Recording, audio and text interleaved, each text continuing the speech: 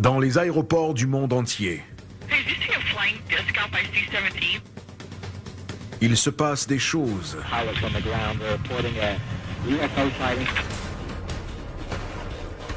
Ignorées par les compagnies aériennes et les gouvernements. Ils veulent camoufler. Mais des enregistrements dévoilent la vérité. We saw it a half hour ago. Pourquoi les ovnis pénètrent-ils dans nos espaces aériens les plus vulnérables? La situation à l'aéroport O'Hare est très sérieuse. Qu'est-ce qui fait un trou de 2,5 km dans les nuages, Un objet qui dégage de la chaleur. échappe au radar La FAA préfère croire que ça n'existe pas. et même à l'œil humain? Parfois, nous ne voyons pas ce qui se trouve juste devant nous. Voici l'enquête numéro 47206. Extraterrestre à l'aéroport. Caution for the UFO.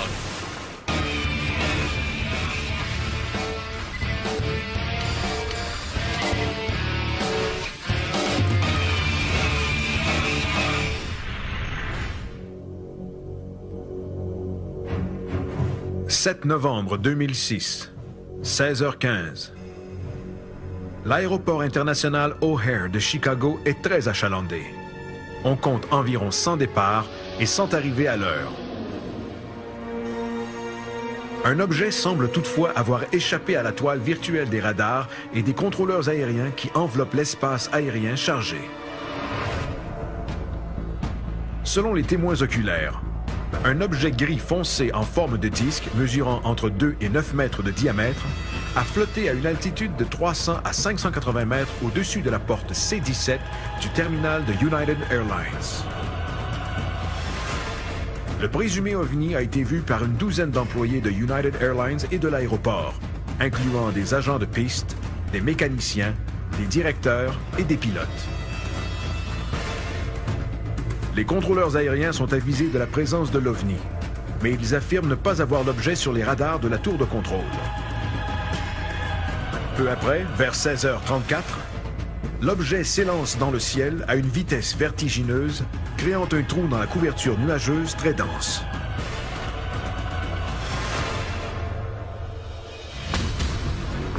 À ce jour, la United Airlines et la FAA prétendent qu'il ne s'est rien passé d'inhabituel le 7 novembre. Il est très étonnant que ce qui s'est passé cet après-midi de novembre n'ait jamais été rendu public. Tout le monde balaie l'incident sous le tapis. Tout le personnel de la tour de contrôle de Chicago était au courant de ce qu'ils appellent eux-mêmes la visite d'un ovni. Les mécaniciens de United ont été clairs et définitifs, c'était un objet solide.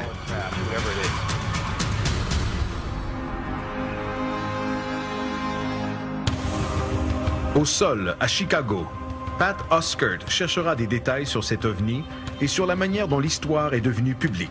On doit envisager la possibilité qu'un objet flottait vraiment au-dessus de l'aéroport. Ted Ackworth volera en mission pour savoir comment un disque ou tout autre objet peut échapper au radar d'un des aéroports les plus achalandés au monde. J'ignore comment un avion conventionnel peut voler dans cet espace aérien sans être détecté. Bill Burns se penchera sur les répercussions liées à la sécurité. Parfois, les gens sont tellement craintifs qu'ils préfèrent nier. Mais la situation à l'aéroport O'Hare pourrait être très sérieuse.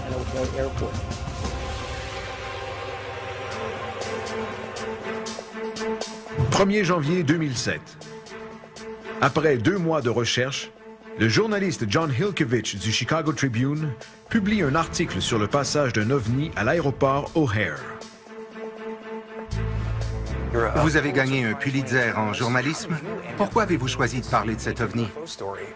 C'était effectivement un sujet tout nouveau pour moi. Et c'est d'abord Peter Davenport, du National UFO Reporting Center, qui m'en a parlé en novembre 2006, peu après l'incident à O'Hare. Nous avons rapidement éliminé la théorie du canular. Les employés de United Airlines sont tous des professionnels de l'aviation, des agents de piste au directeur. Et ils croient avoir vu quelque chose d'extrêmement inquiétant du point de vue de la sécurité au-dessus de l'aéroport de O'Hare.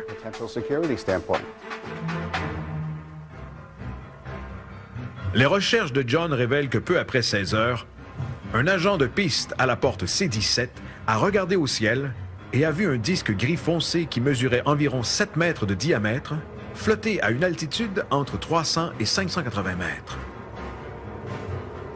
Il le dit aux deux mécaniciens qui sont à l'intérieur de l'avion. Un directeur de United Airlines entend la conversation sur sa radio, sort de son bureau et voit le disque à son tour.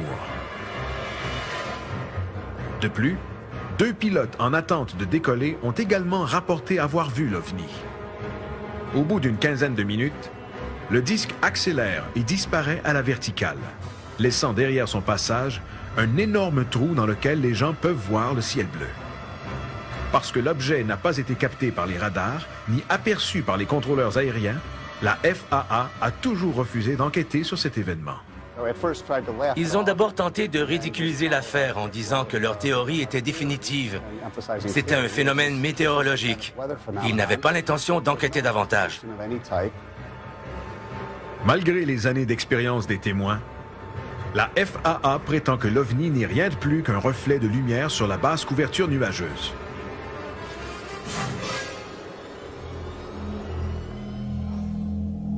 Pourquoi la FAA ignore-t-elle ces témoins crédibles? Les procédures de la FAA stipulent clairement que les rapports d'OVNI, d'objets non identifiés ou tout autre phénomène aérien inhabituel doivent être communiqués au National UFO Reporting Center ou aux autorités locales. United Airlines n'est pas une entité gouvernementale, mais une compagnie privée. Quelle est leur réaction? Au début, ils m'ont dit qu'ils ne savaient rien sur cet OVNI et qu'ils n'avaient aucune documentation là-dessus. Peu après, des preuves font surface. Suite à de nombreuses demandes basées sur la loi de l'accès à l'information, les communications de la tour de contrôle sont enfin dévoilées et des employés voient clairement quelque chose. Voici les enregistrements entre les employés de United Airlines et les contrôleurs aériens entendus pour la première fois à la télévision. Do you see anything above United Concourse? They actually, believe it or not, they called us and said somebody observed a flying disc about 1,000 feet above the 8 Charlie 17. You see anything over there? Oh, we saw it a half hour ago. Who saw it? A whole bunch of us over at the Charlie Concourse. Really? You guys did? Who's this? It was United Taxi Mechanics. Selon John Hilkovich, les employés de United Airlines ont apparemment été sommés par la compagnie de ne pas parler de l'incident. En suivant cette piste, il téléphone à une porte-parole de United qui lui dit « Je crains que mes employés ne parlent de cela parce que nous ne les avons pas autorisés à le faire, et ce n'est pas notre intention de les autoriser. » Aucun employé ne voulait voir son nom dans les journaux parce qu'il craignait des représailles. Les enquêteurs tentent de rencontrer des employés de United Airlines, mais la réponse est souvent courte et polie. Merci pour l'invitation, mais nous devons la décliner. La FAA et United Airlines sont-ils complices? Ils veulent camoufler quelque chose. Ont-ils inventé une histoire derrière les rideaux? Je n'en sais rien. Mais les deux s'entendent pour dire que rien ne s'est passé, alors que les communications radio du 7 novembre prouvent exactement le contraire.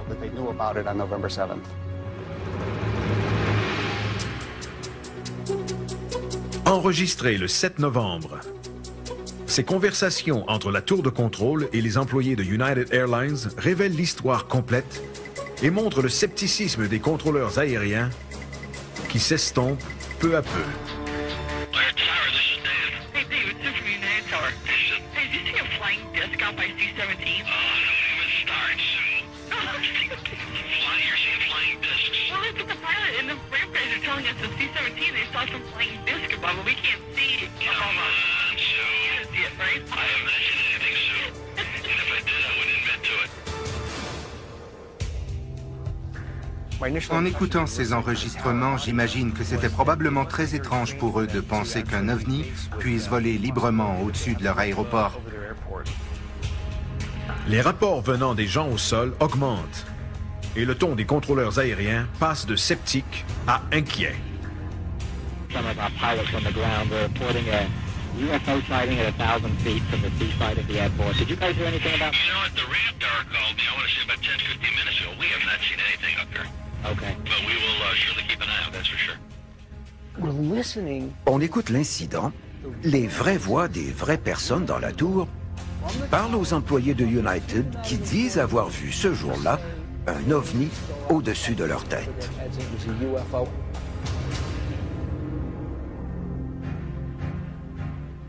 Les contrôleurs aériens jonglent avec des rapports non confirmés lorsque d'autres témoins s'expriment. Somebody observed a flying disc about 1,000 feet above the gate Charlie 17. You see anything over there? We saw it a half hour ago. Who saw it? A whole bunch of us over at the Charlie Concourse. Really? You guys did? Who's this? The United taxi mechanics. Les pilotes sont finalement avisés. Somebody reported a UFO or a flying disc above Charlie Concourse. So nobody should see it, but use caution. 668, you can use Alpha and Northport and use caution for the UFO.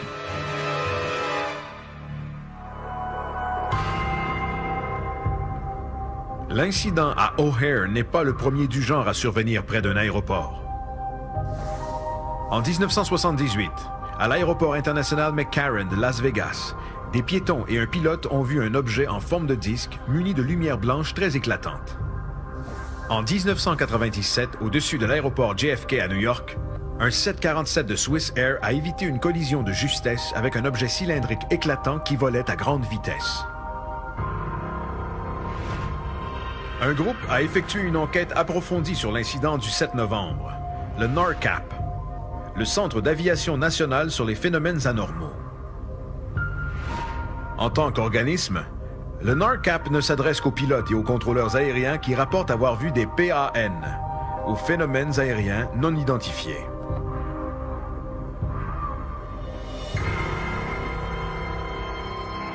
Bill rencontre le directeur de NORCAP, Ted Rowe. Pourquoi vous êtes-vous intéressé au cas O'Hare? Le cas O'Hare à Chicago implique un phénomène aérien non identifié, un intrus qui aurait pénétré en zone aérienne réglementée de classe B au-dessus du terminal C. Par conséquent, il représentait un danger. La zone aérienne de classe B s'étend jusqu'à 3050 mètres d'altitude au-dessus des aéroports les plus achalandés des États-Unis. Ces espaces aériens sont hautement surveillés par les contrôleurs aériens et tous les avions doivent obtenir une autorisation avant d'y pénétrer. Un appareil non identifié représente donc un problème significatif. Il n'y a pas de contingence pour les pilotes, les contrôleurs aériens ou les opérateurs de radar en matière d'objets non identifiés. Les objets non identifiés sont donc des menaces pour la sécurité aérienne, surtout dans le cas de O'Hare. Les enquêteurs de NORCAP ont écrit un rapport exhaustif de 155 pages sur l'incident, dans lequel ils concluent « Le gouvernement devrait mener une enquête ». Si cet objet s'était déplacé en zone de trafic aérien, le résultat aurait été catastrophique. Comment un objet peut-il aboutir dans une des zones aériennes les plus surveillées au monde sans être détecté par les radars? Ted volera au-dessus de l'aéroport O'Hare pour vérifier la sécurité de cet espace aérien. On verra si on peut passer inaperçu dans cet espace aérien. Plus tard, une vidéo montrera à quel point ces rencontres pourraient s'avérer fatales.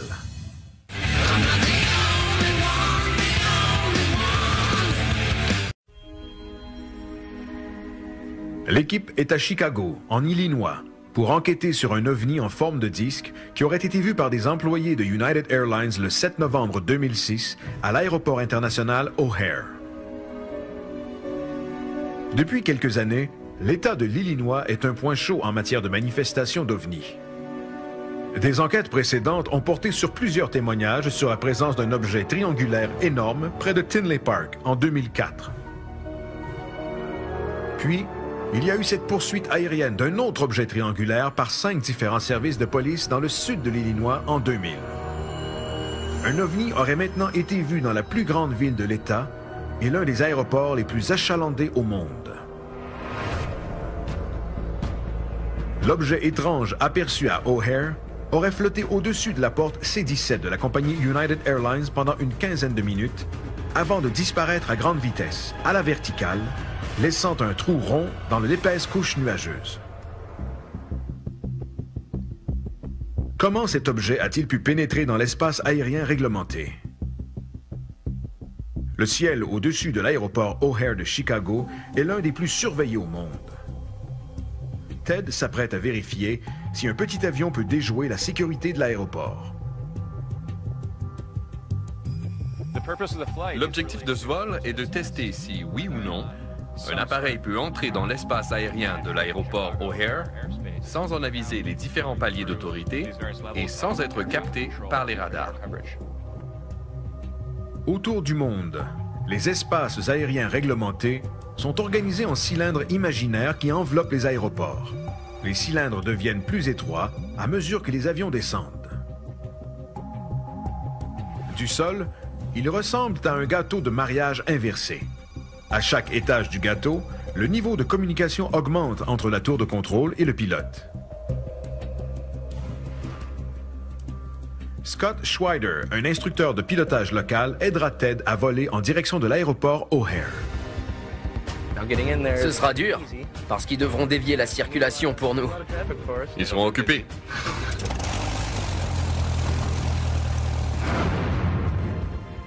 Ted décollera de l'aéroport Executive de Chicago, situé à environ 16 km au nord de O'Hare. 3-4, clear for takeoff. Here we go. All right, ready to go. Après avoir reçu l'autorisation de décoller, Ted monte à 915 mètres d'altitude, à la base du 3e étage. En s'approchant de O'Hare, il est contacté par la tour d'approche de Chicago, juste avant d'atteindre 610 mètres, c'est-à-dire le 2e étage. À ce niveau, il est sous surveillance constante par le personnel de la tour et les radars. Il est contacté 2 fois de plus avant de pénétrer dans le 1er étage, celui qui précède l'atterrissage. Finalement, la tour de contrôle de l'aéroport O'Hare le prend en charge. Entre 5 et 10 000 nautiques. Nous étions sur la fréquence de la tour de contrôle.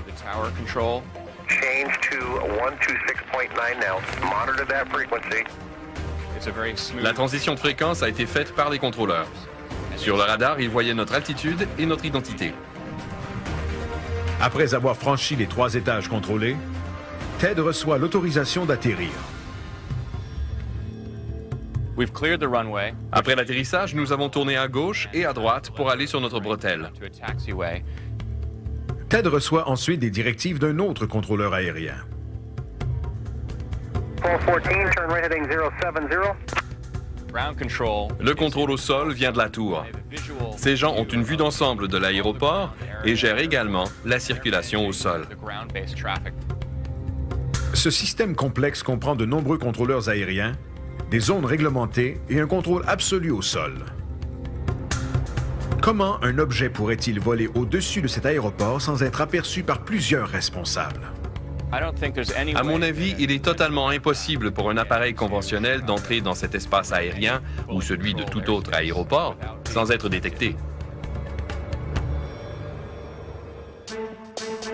Les travailleurs au sol et les pilotes refusant de parler de l'incident, d'autres témoins oculaires sont cruciaux afin de confirmer l'incident à O'Hare. Sam Maranto, du Mutual UFO Network de Chicago, en connaît un.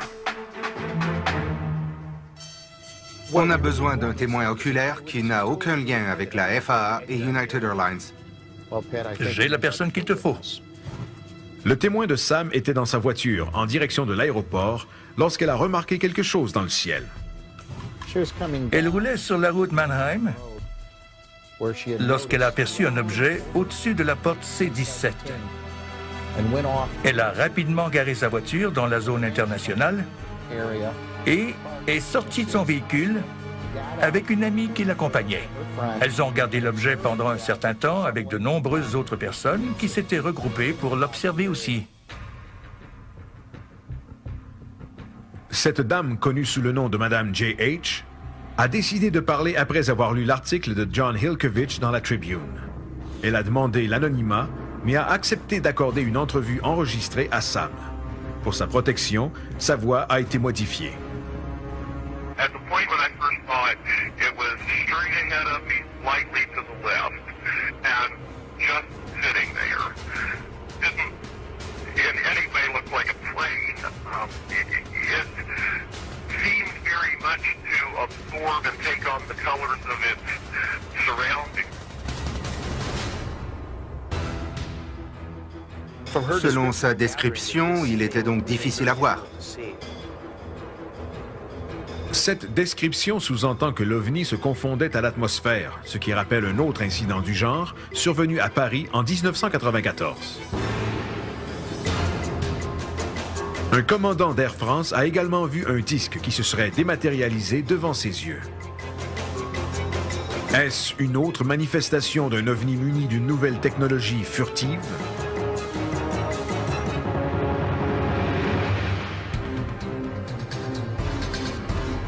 L'apparence de l'objet au-dessus de Chicago n'est pas sa seule caractéristique troublante.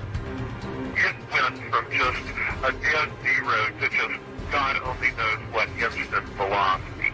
I mean, it just went, and people gasped, and a couple people totally squealed when it took off. Les réactions étaient fortes. Des gens ont même crié. Qu'est-ce qui peut faire ça? It was very obviously not cloud. It was very obviously a solid object. It didn't change shape in any way. It obviously wasn't a balloon that was subject to the wind. It didn't move with the wind. This wasn't some, case of lights that look a little unusual at night or anything like that. This was just a very blatant daytime sighting. L'explication officielle parle d'un phénomène météo. C'est ce qu'affirme la FAA. Pourtant, elle dit que ce n'était pas un nuage, pas un objet poussé par le vent, ni un ballon. Elle a vu une structure solide. Nul doute que cette dame a vu la même chose que les employés de United. Elle a décrit un disque étrange qui, en s'élevant à grande vitesse, a fait un trou dans les nuages. Pour moi, c'est le même objet. Puisque les témoins exigent l'anonymat, l'équipe se tourne vers un contrôleur aérien qui travaillait dans la tour de O'Hare ce jour-là.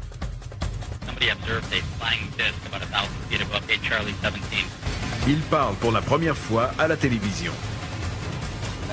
Les employés de United ont vu un objet étrange.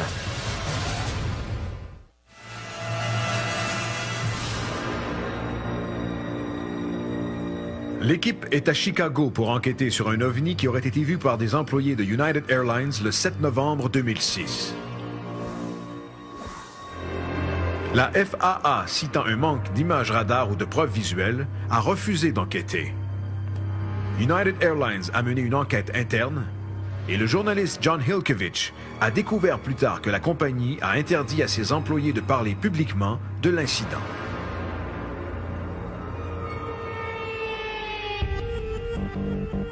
Pat et Bill ont entendu les enregistrements de la tour et rencontrent maintenant Craig Bursick, un contrôleur aérien depuis 22 ans, dont 18 ans à l'aéroport O'Hare.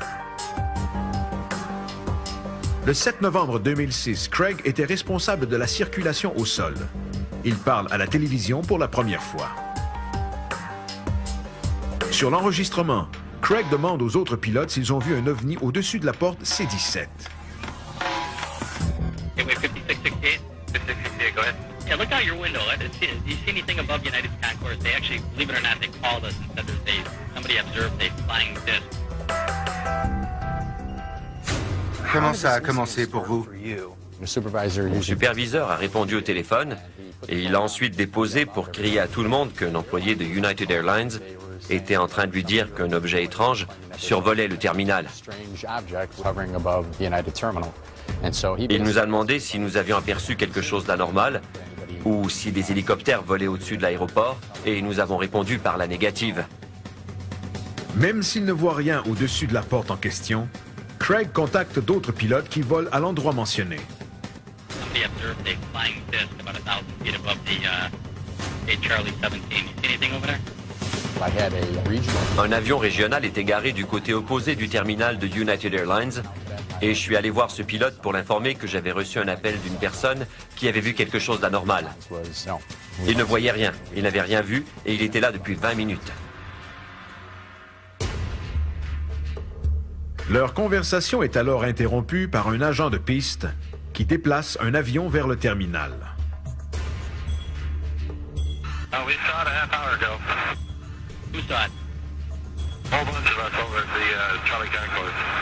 Really? You guys did? Who's this? The United Taxi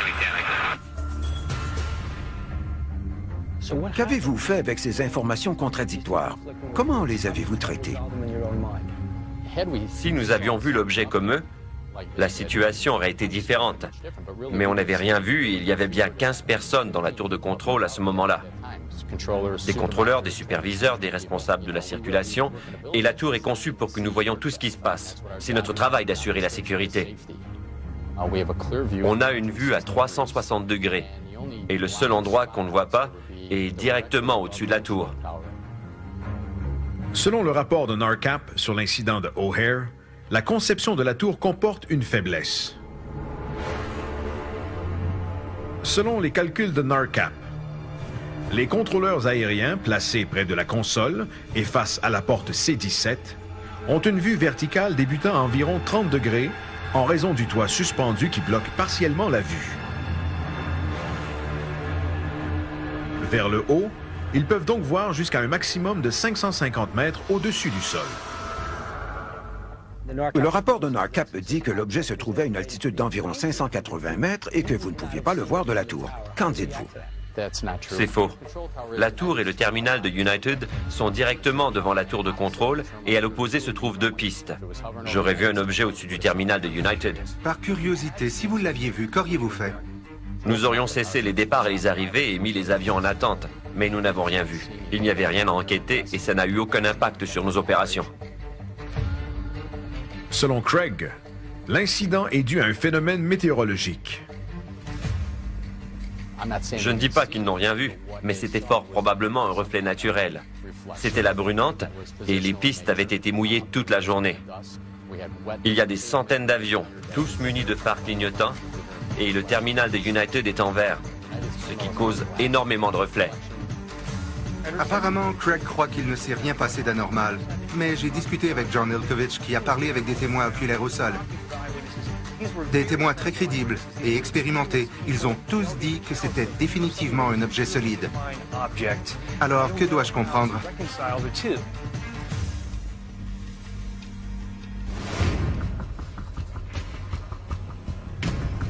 Un dernier détail sur l'incident à O'Hare pourrait prouver sa véracité. Selon les témoins, l'OVNI s'est élevé dans le ciel à une vitesse incroyable. Et il a créé un trou dans l'épaisse couche nuageuse, laissant voir le ciel bleu. Ce n'est pas la première fois que des témoins mentionnent qu'un OVNI aurait percé un énorme trou dans les nuages. C'est arrivé à Terre-Neuve en 1947, à Warwickshire, Angleterre, en 1977, et plus récemment à Ventura, en Californie, en 2002. Ted rencontre William Puckett, météorologue et co-auteur du rapport NARCAP sur l'OVNI de Chicago. Les témoins qui ont vu ce trou dans les nuages, regardaient-ils le ciel directement au-dessus d'eux ou davantage à l'horizontale? Ils regardaient directement au-dessus de leur tête. Et immédiatement après que l'objet se soit élevé à grande vitesse, ils ont vu le trou dans les nuages et le ciel bleu. La couche nuageuse avait quelle épaisseur ce jour-là? Nous avons établi que le dessus de la couche nuageuse était à 3050 mètres d'altitude.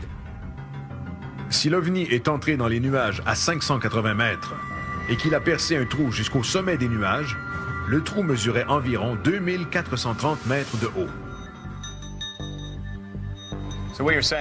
Il y avait donc un trou cylindrique de 2430 mètres de long. À votre avis, quel type d'énergie peut percer un tel trou dans les nuages? Ce niveau d'évaporation en 1 ou 2 secondes exige une quantité d'énergie astronomique. Selon certains calculs, 100 mégawatts de puissance sont nécessaires afin de créer suffisamment de chaleur pour percer un trou aussi haut. En comparaison, les moteurs d'un avion 747 pesant près de 200 tonnes et suffisamment rapides pour briser le mur du son ne génèrent que 60 mégawatts, presque la moitié de la puissance requise pour percer le trou dans la couche nuageuse à Chicago le 7 novembre. Il y a deux façons d'introduire de la chaleur dans une telle colonne de nuages. D'abord avec un objet qui génère une chaleur intense en montant. Ensuite, grâce à la vitesse d'un éclair et une impulsion électromagnétique qui réchaufferait la colonne en question.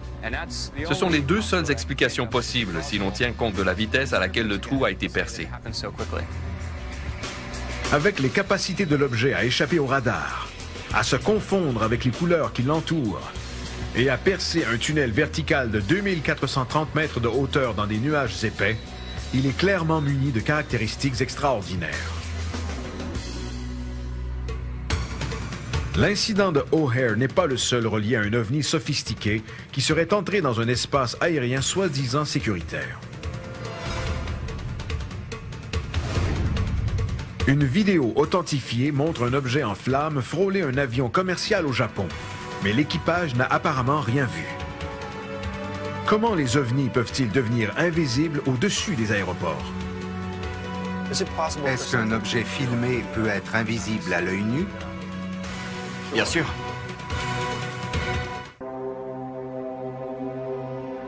Un ovni qui aurait survolé l'aéroport de Chicago suscite de l'inquiétude sur la sécurité des aéroports, mais un autre cas est encore plus troublant. Un ovni qui aurait survolé l'aéroport de Chicago suscite de l'inquiétude sur la sécurité des aéroports, mais un autre cas est encore plus troublant. Le 23 octobre 2004, à une cinquantaine de kilomètres de l'aéroport international Itami à Osaka, au Japon, M. Kiyoshi Amamiya filme des avions lorsqu'il aperçoit quelque chose qu'il ne comprend pas.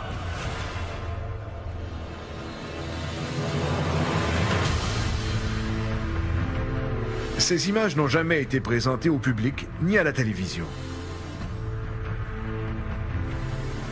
L'objet qui semble embrasé se dirige tout droit sur cet avion commercial et passe dangereusement près de l'aile gauche.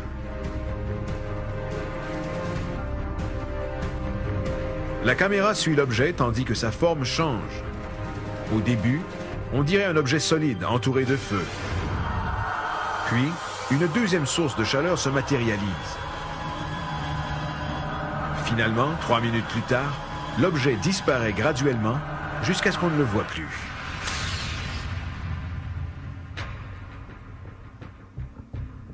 L'objet est clairement visible dans le viseur de la caméra. Mais lorsque l'homme qui filme tente de le regarder sans la caméra, il ne voit rien. L'objet est invisible à l'œil nu.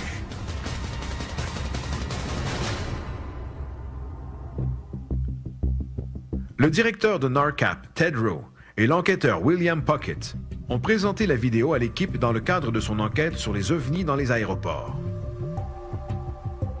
C'est une vidéo passionnante, parce qu'on voit un objet dangereusement proche d'un avion dont le pilote n'aurait rien vu. Cette vidéo est importante car elle démontre une catégorie différente de phénomènes aériens non identifiés, c'est-à-dire invisibles à l'œil nu.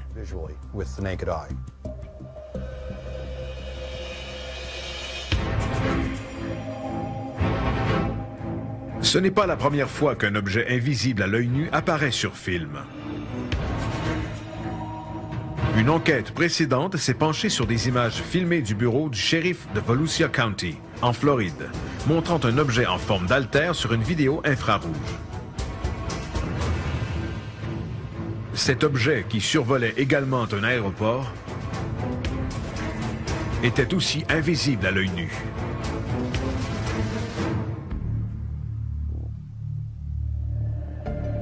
Quel type de technologie peut rendre un objet volant invisible? Et pourquoi une caméra peut-elle filmer quelque chose que nous ne pouvons pas voir?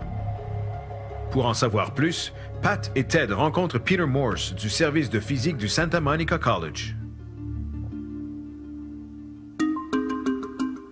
Je cherche des réponses scientifiques. Est-ce qu'un objet filmé peut être invisible à l'œil nu? Bien sûr. La lumière visible fait partie du spectre électromagnétique et nous n'en voyons que des parcelles. Mais il y a d'autres éléments du spectre électromagnétique comme les rayons gamma, les rayons X, les ondes radio et les infrarouges. Nos yeux sont incapables de voir certains de ces éléments et cet objet en faisait peut-être partie. Ici, on se sert d'une caméra comme celle-ci. Elle n'est pas identique à l'œil humain, alors elle peut percevoir des choses que l'œil humain est incapable de voir. Ted croit que l'objet filmé au Japon était visible à la caméra et non à l'œil nu du caméraman parce qu'il émettait probablement des infrarouges.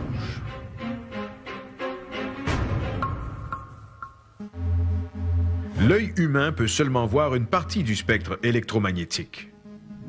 La lumière infrarouge va au-delà de la capacité de l'œil, mais certaines caméras plus sensibles sont en mesure de voir des choses que l'œil ne perçoit pas, incluant la lumière infrarouge.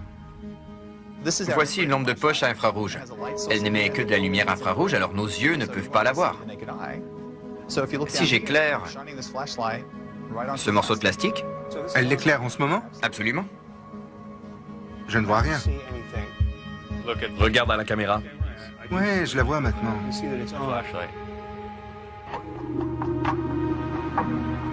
L'infrarouge est utilisé dans plusieurs technologies différentes.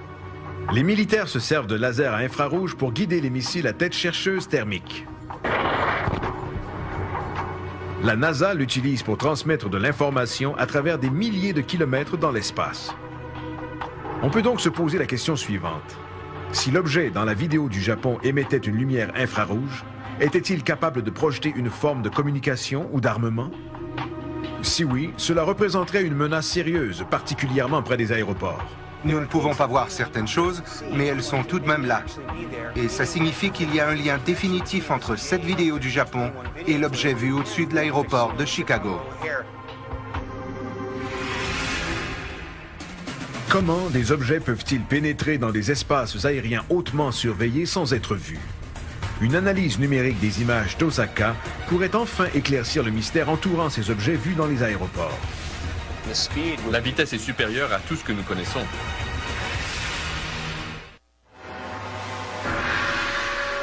Plusieurs employés de l'aéroport international O'Hare de Chicago ont vu un objet en forme de disque, mais les contrôleurs et les radars de la tour n'ont rien vu. Une sphère lumineuse a été filmée dans le ciel du Japon, frôlant dangereusement un avion, mais elle est invisible à l'œil nu.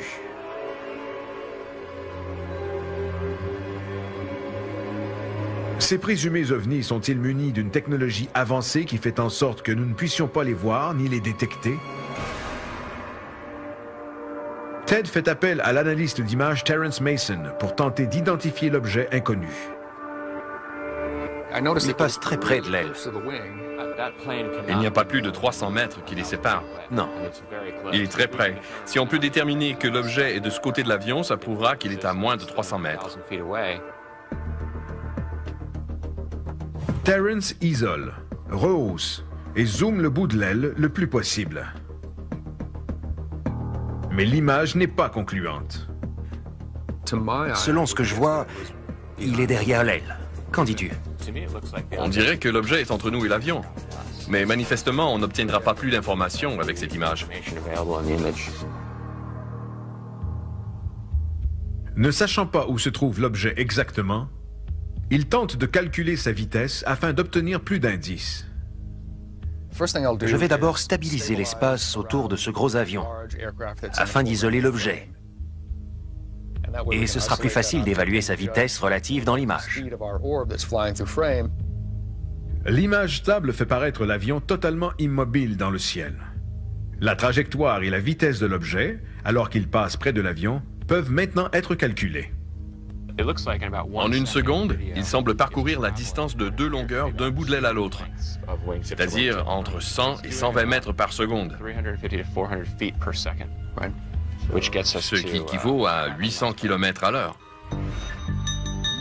Selon Ted, si l'objet vole à la même hauteur que l'avion, il se déplace à plus ou moins 800 km à l'heure. S'il est plus près de la caméra, il parcourt une distance plus courte. Il se déplace donc plus lentement. S'il est plus loin, Il voyage plus vite que tout appareil construit par l'homme. L'information est conflictuelle. Si l'objet était plus près de nous et que sa vitesse était raisonnable, nous devrions voir sa structure. S'il était très loin, nous ne la verrions pas, ce qui est le cas, mais les mathématiques nous disent que sa vitesse serait alors supérieure à tout ce que nous connaissons.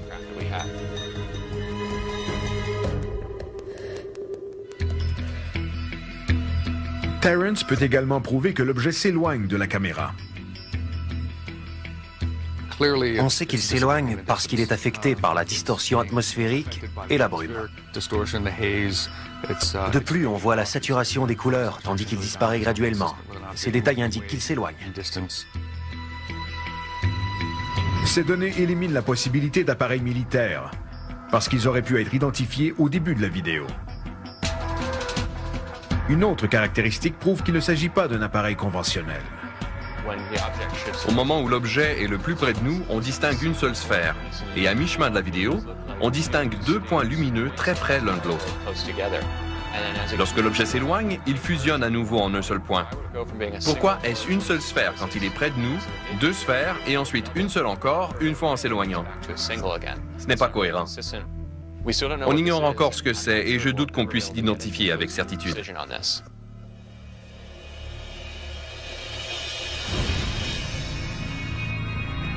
À Chicago et au Japon, l'identité de ces objets demeure incertaine. Le premier échappe au radar et sa puissance, supérieure à un appareil 747, peut percer un trou dans une épaisseur de 2430 mètres de nuages, alors que l'autre est invisible à l'œil nu et volerait à une vitesse encore inconnue de l'homme. Si de telles technologies ne peuvent pas être identifiées, quelles sont les répercussions dans nos espaces aériens? Bill rencontre Nick Pope, un ancien membre du ministère de la Défense britannique qui était en charge des enquêtes et des recherches sur les ovnis pour le gouvernement britannique. Peu importe ce que sont ces ovnis ou si vous êtes sceptique ou croyant, si un objet non identifié vole dans un espace aérien contrôlé et réglementé, ça devient une question de sécurité nationale.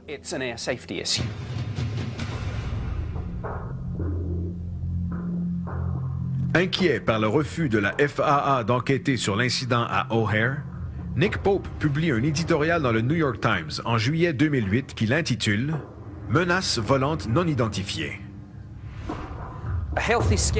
Un scepticisme sain par rapport aux extraterrestres mène les gens à ignorer les ovnis sans même réfléchir une minute. Toutefois, aux États-Unis, cela se traduit en une dépendance malsaine sur les radars et à une indifférence à toutes sortes d'objets volants non identifiés. Même sans pouvoir les identifier avec précision, parce qu'ils survolent les aéroports, nous devons les prendre au sérieux. Si on ne s'intéresse pas aux objets qui ne ressemblent pas à nos appareils conventionnels, on ouvre la porte au terrorisme et à l'espionnage.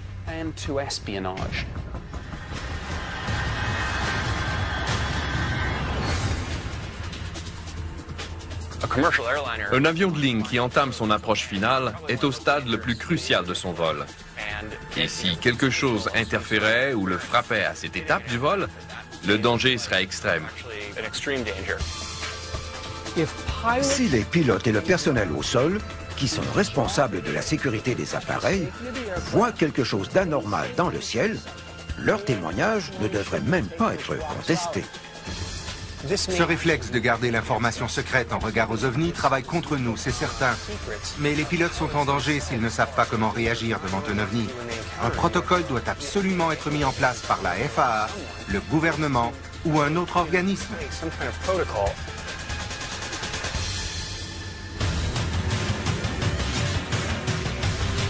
Tandis que le phénomène des ovnis continue à être nié, leur capacité technologique semble escalader. Sans politique en place ni enquête sur ces événements, comment pouvons-nous vraiment nous sentir en sécurité dans notre ciel?